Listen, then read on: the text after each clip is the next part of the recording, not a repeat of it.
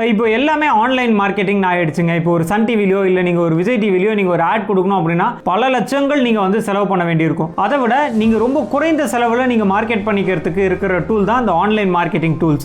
சில பேர் வந்து அவங்களோட ஏரியாவோட பேரோ இல்லை ஊர் பேரோ வச்சு கம்பெனிஸ் நடத்துவாங்க. ஸோ அதுவுமே உங்கள் வளர்ச்சியை தடுக்கும். ஸோ உங்களோட கம்பெனி நேம் சர்ச் பண்ணும்போது அது ப்ராப்பராக காமிக்கணும் அப்படின்னா அதுக்கு யூனிக்கான டேர்ம்ஸ் தான் நீங்கள் செலக்ட் பண்ண வேண்டியிருக்கும். இப்போ இந்த ரெட் ஹேட் இந்த மாதிரிலாம் மிஸ்லீடிங்காக இருக்குது அப்படின்னா ஆன்லைனில் அதுவே உங்களுக்கு ஒரு நெகட்டிவ் ஸ்கோராக இருக்கும். சில பேர் வந்து கம்பெனி ஆரம்பிக்கும் போது தன்னோட பேரே தன்னோட கம்பெனிக்கு வைப்பாங்க. உதாரணத்துக்கு வந்து ராஜன் கோ இல்லைன்னா ரங்கராஜன் சன்ஸ் அப்படின்லாம் பேர் வைப்பாங்க. இதனால ரெண்டு பிரச்சனைகள் வரும்.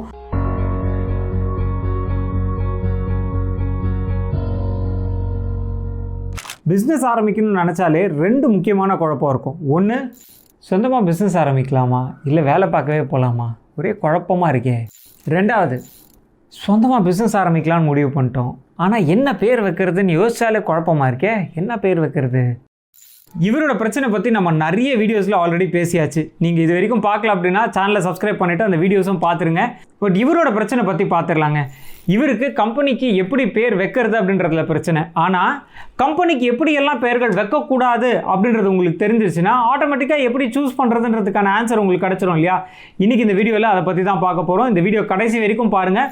உங்களோட கம்பெனிக்கு எப்படியெல்லாம் பெயர்கள் வைக்கக்கூடாது அப்படின்றத நீங்கள் சுலபமாக தெரிஞ்சுப்பீங்க. அது மட்டும் இல்லாமல் நீங்கள் சொந்தமாக பிஸ்னஸ் ஆரம்பிக்க போகிறீங்க, இல்லை உங்களோட பிஸ்னஸ் அடுத்தடுத்த நிலைக்கு கொண்டு போகணும் அப்படின்னு நினைக்கிறீங்கன்னா உங்கள் பிஸ்னஸ்க்கு கட்டாயம் நீங்கள் செய்ய வேண்டிய ரெஜிஸ்ட்ரேஷன்ஸ் அண்ட் லைசன்சஸ் என்ன, அது எப்படி வாங்குறது, அதுக்கு தேவையான டாக்குமெண்ட்ஸ் எல்லாம் என்ன அப்படின்றத பற்றி ஒரு டீடைல் பிடிஎஃபாக கிரியேட் பண்ணியிருக்கோம்.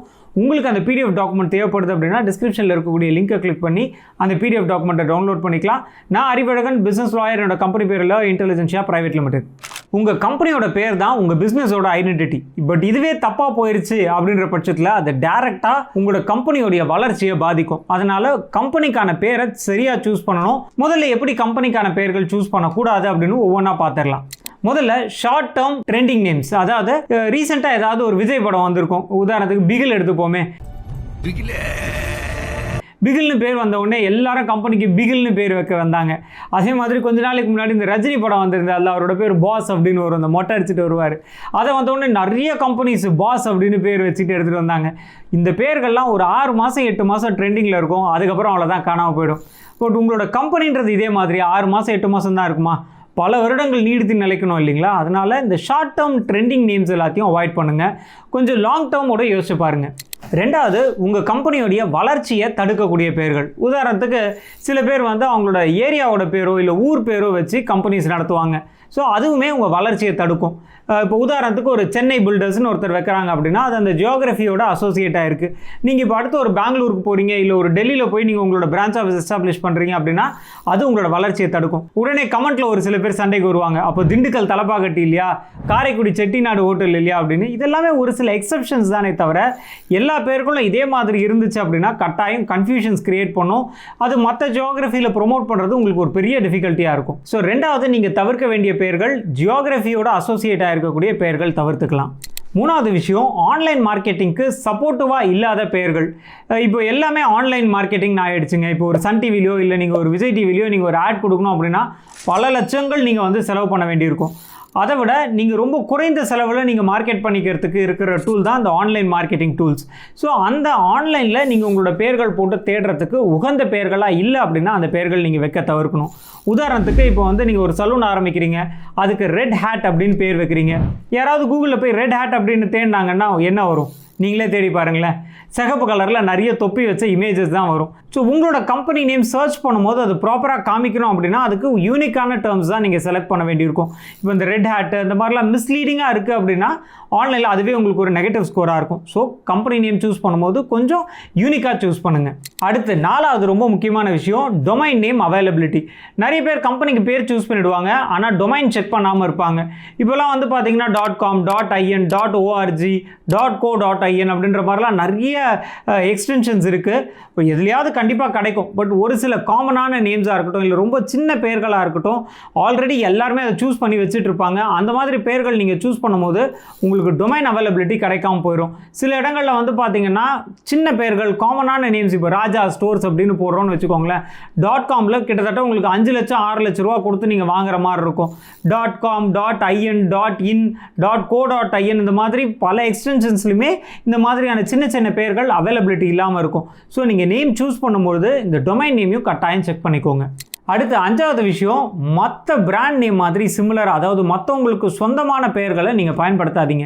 இது நிறைய பேர் செய்யக்கூடிய தப்புங்க. என்னென்னா, ரொம்ப பாப்புலரான பிராண்ட் இருக்கும், அதுக்கு சிமிலராக கொஞ்சம் அப்படி ஏக்கு பதிலாக ஈ போட்டுக்கிறது, ஐக்கு பதிலாக ஒய் போட்டுக்கிறது, அந்த மாதிரி சின்ன சின்ன சேஞ்சஸ் பண்ணி தங்களோட பிராண்ட் நேமை ரிலீஸ் பண்ணுவாங்க. இது ரொம்ப ரொம்ப தப்பு. ஏன் அப்படின்னா, நாளைக்கு நீங்கள் கொஞ்சம் பாப்புலர் ஆகிட்டீங்க அப்படின்னா அந்த கம்பெனி பார்த்துட்டு இது என்னோட பிராண்ட் நேம் மாதிரி சிமிலராக இருக்குது, இதை உடனடியாக இவங்க நிப்பாட்டணும் அப்படின்னு சொல்லி உங்களுக்கு லீகல் நோட்டீஸ் கொடுப்பாங்க, கோர்ட்டில் கேஸ் ஃபைல் பண்ணுவாங்க. திருப்பி நீங்கள் பல லட்ச ரூபாய் செலவு பண்ணி கேஸை ஹேண்டில் பண்ணுற மாதிரி இருக்கும். அதுக்கப்புறமா திருப்பி ரீபிராண்ட் பண்ணி உங்கள் கம்பெனி நேமை மாற்றுற மாதிரி இருக்கும். மற்றவங்களோட பாப்புலாரிட்டியை யூட்டிலைஸ் பண்ணிக்கலாம் அப்படின்னு அவங்க பிராண்ட் நேம் மாதிரி சிமிலரான பிராண்ட் நேம்ஸ் உங்களுக்கு நீங்கள் சூஸ் பண்ணாதீங்க. உதாரணத்துக்கு ஸ்டார் பக்ஸ் இருக்குது, இன்னொருத்தர் அதை பார்த்துட்டு ஸ்டார் பாக்ஸ் அப்படின்னு எடுத்துகிட்டு வந்திருந்தாரு. ஸோ அதுவுமே வந்து பார்த்தீங்கன்னா ரொம்ப சிமிலராக இருக்குது அப்படின்றதுனால நாங்கள் இந்த மாதிரி பெயர்கள் சூஸ் பண்ணாதீங்க அப்படின்னு அவருக்கும் அட்வைஸ் பண்ணியிருந்தோம். அடுத்து 6வது விஷயம், ரொம்ப பெரிய பெயர்கள், காம்ப்ளெக்ஸான பெயர்கள் தவிர்க்கணும். ஸோ இப்போ காம்ப்ளெக்ஸான பெயர்கள் அப்படின்னு சொல்கிறோன்னா நம்ம வந்து மக்களுக்கு உச்சரிக்கிறதுக்கு கஷ்டமாக இருக்கும், அதை புரிஞ்சு படிக்கிறதுக்கும் கஷ்டமாக இருக்கும். இப்போ எங்களோட கம்பெனி நேமே உதாரணத்துக்கு எடுத்துப்போமே, ஆரம்பிக்கும் அது ல இன்டெலிஜென்ஷியான்னு கம்பெனி நேம் வச்சோம். பட் இது உச்சரிக்கிறதுக்கு கொஞ்சம் கடினமாக தான் இருக்குது. ஆனால் ஒன்ஸ் கஸ்டமர்ஸ் உச்சரிக்க ஆரம்பிச்சிட்டாங்க, இது போய் மனசில் பதிஞ்சிருச்சுன்னா அதுக்கப்புறம் மறக்கவே மறக்காது. பட் உச்சரிக்கிறதுக்கு கொஞ்சம் சிரமமாக தான் இருக்கும். ஸோ அதனால் உச்சரிக்கிறதுக்கு கொஞ்சம் எளிமையான பெயர்கள் சூஸ் பண்ணிங்கன்னா இனிமேல் பெட்டராக இருக்கும். அடுத்து 7வது நீங்கள் தவிர்க்க வேண்டிய பெயர் அப்படின்னு பார்த்தீங்கன்னா பர்சனல் நேம்ஸ், அதாவது ஒரு தனிநபருடைய பெயர். சில பேர் வந்து கம்பெனி ஆரம்பிக்கும் போது தன்னோட பேரே தன்னோட கம்பெனிக்கு வைப்பாங்க. உதாரணத்துக்கு வந்து ராஜன் கோ இல்லைனா ரங்கராஜன் சன்ஸ் அப்படின்லாம் பேர் வைப்பாங்க. இதனால 2 பிரச்சனைகள் வரும். ஒன்று வந்து பார்த்தீங்கன்னா, அந்த கம்பெனியை இன்னொருத்தருக்கு சேல் பண்ணணும் அப்படின்னு நினச்சாங்க அப்படின்னா திரும்பவும் அந்த கம்பெனி வாங்குறவர் ரீபிராண்ட் பண்ணணும், இந்த பேர் வேஸ்ட்டாக போகும். 2வது விஷயம், இஃப் சப்போஸ் அந்த கம்பெனியோட ஓனர் இறந்துடுறாருன்னு வச்சுக்கோங்களேன், அதுக்கப்புறமா அந்த கம்பெனியை டேக் ஓவர் பண்ணக்கூடிய அவங்க பசங்களாக இருக்கட்டும் இல்லை அவங்க பேர பசங்களாக இருக்கட்டும், என்னடா தாத்தா பேர் கம்பெனிக்கு வச்சுட்டு இருக்குமே, கம்பெனி மாற்றிடலாமா, ரீபிராண்ட் பண்ணலாமா அப்படின்னு அந்த இடத்துல யோசிக்க வேண்டிய ஒரு சூழ்நிலைக்கு ஆளாவாங்க. ஸோ இங்கேயுமே வந்து நம்ம கம்பெனிக்கு பர்சனல் நேம் வைக்கிறதுல ஏற்படக்கூடிய 2வது சிக்கல் இது. பட் அதே சமயம் நிறைய இடங்களில் வந்து அந்த பர்சனல் நேம் சக்ஸஸ்ஃபுல்லாகவுமே போகுது. நான் முன்னாடி சொன்ன மாதிரி அதுவுமே ஒரு சில இடங்களில் எக்ஸெப்ஷன்ஸ் தான். உதாரணத்துக்கு இப்போ சரவணா ஸ்டோர்ஸ் எடுத்துப்போமே, அதுவுமே ஒரு பர்சனல் பிராண்ட் தான். பட் சரவணா ஸ்டோர்ஸ் இனி வரைக்கும் ரொம்பவே சக்ஸஸ்ஃபுல்லாக போயிட்டுருக்கு. பட் எல்லா இடங்கள்லையுமே இது அப்ளிகபிள் ஆகாது. ஸோ பர்சனல் நேம்ஸ் அப்படின்றது தவிர்க்கிறது நல்லது. 8வது நீங்கள் தவிர்க்க வேண்டிய பேர் என்ன அப்படின்னு பார்த்தீங்கன்னா ஃபங்க்ஷனல் நேம்ஸ் இல்லைனா ஜென்ரிக் இல்லைனா காமன் நேம்ஸ் அப்படின்னு சொல்லுவாங்க. அதாவது நீங்கள் என்ன பிஸ்னஸ் பண்ணுறீங்களோ அந்த பிஸ்னஸ்க்கு சம்மந்தமான பேரையே வச்சுருப்பாங்க. உதாரணத்துக்கு நீங்கள் வந்து ஒரு கோல்டு ஜுவல்லரி ஷாப் ஆரம்பிக்கிறீங்க, அதுக்கு பியூர் கோல்டு அப்படின்னு பேர் வைக்கிறீங்க அப்படின்னா அதுவுமே அங்கே சூட்டபுளாக இருக்காது. திருப்பியும் கூகுளுக்கு தான் வரணும். கூகுளில் போய் யாராவது பியூர் கோல்டு அப்படின்னு போட்டாங்கன்னா உங்கள் கம்பெனி பேர் காமிக்காது, கோல்டு பார் தான் காமிக்கும். இங்கே ஃபங்க்ஷனல் நேம்ஸ் அப்படின்றதுமே நீங்கள் தவிர்க்க வேண்டிய அந்த பட்டியலில் இருக்குது. ஸோ இந்த 8 விஷயங்களையும் நீங்கள் தவிர்த்தீங்க அப்படின்னா உங்களோட பேர்கள் ரொம்பவே சூப்பராக இருக்கும். உங்களோட பிஸ்னஸை அடுத்தடுத்த லெவலுக்கு கொண்டு போகிறதுக்கான பேர்களை நீங்கள் சூஸ் பண்ணுறதுக்கு வசதியாக இருக்கும். ஸோ இன்றைக்கி நம்ம இந்த 8 பேராமீட்டர்ஸ் பார்த்தோம். இந்த 8 பேராமீட்டர்ஸையும் தவிர்த்து உங்களோட பேரை ரொம்ப யூனிக்காக சூஸ் பண்ணிங்க அப்படின்னா கட்டாயம் அது ரொம்பவே சக்ஸஸ்ஃபுல்லாக இருக்கும். அது மட்டும் இல்லாமல் நீங்கள் உங்களோட கம்பெனி பேர் என்ன அப்படின்றதையும் கமெண்ட் பாக்ஸில் கமெண்ட் பண்ணுங்கள்.